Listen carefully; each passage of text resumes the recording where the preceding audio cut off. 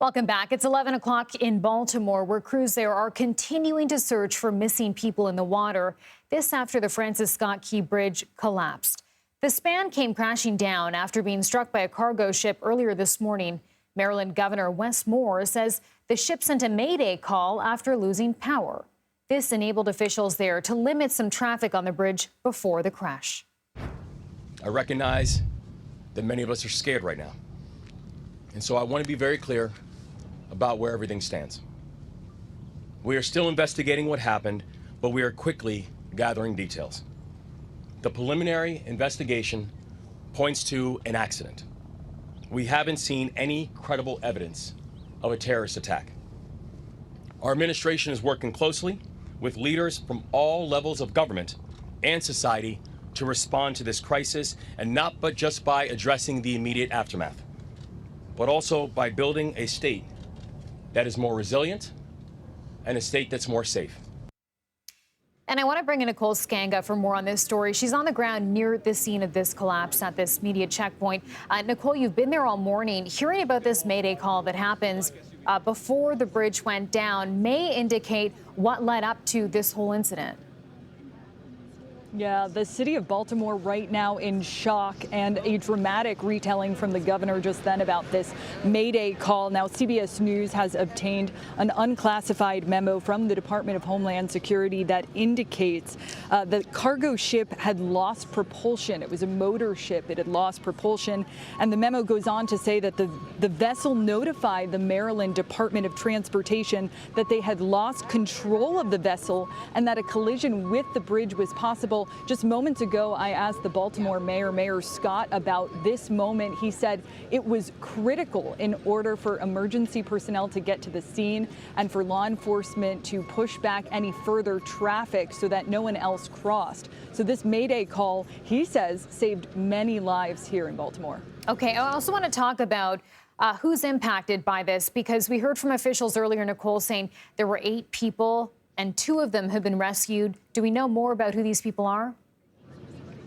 Yeah, absolutely. So 8 people initially unaccounted for. 2 were pulled from the river. 1 remains in serious condition at a local hospital. The other uninjured. 6 still unaccounted for. And the mayor just telling me moments ago that all of those 6 are construction workers. There was some maintenance occurring on the bridge. They were laying cement as all of this played out. And right now, law enforcement believes that the 6 unaccounted for are all construction workers. And can you talk us through what's happening on the ground in terms of the search and rescue effort? We know there's a lot of technology that's part of this mission.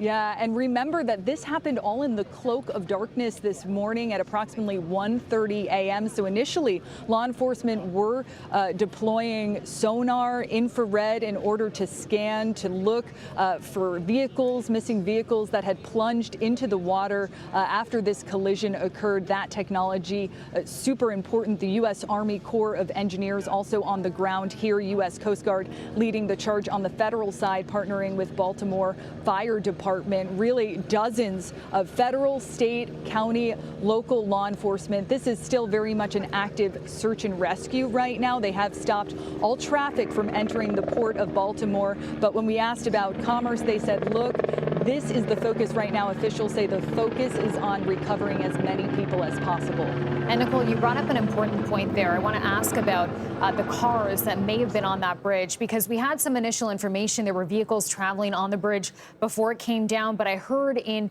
2 of the news conferences there were reporters who were asking about this, trying to get some clarification. It seems officials cannot confirm at this point there were vehicles on board.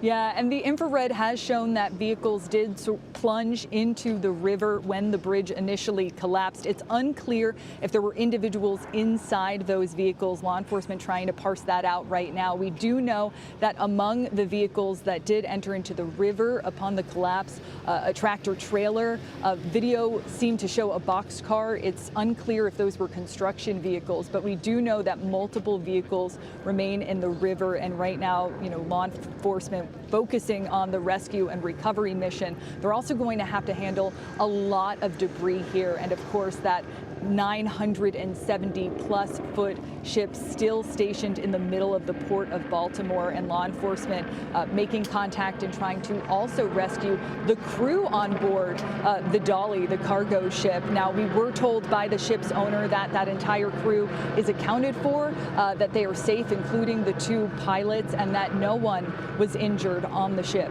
Yeah, a lot to parse through here. Nicole, thanks for the latest on this. We appreciate it.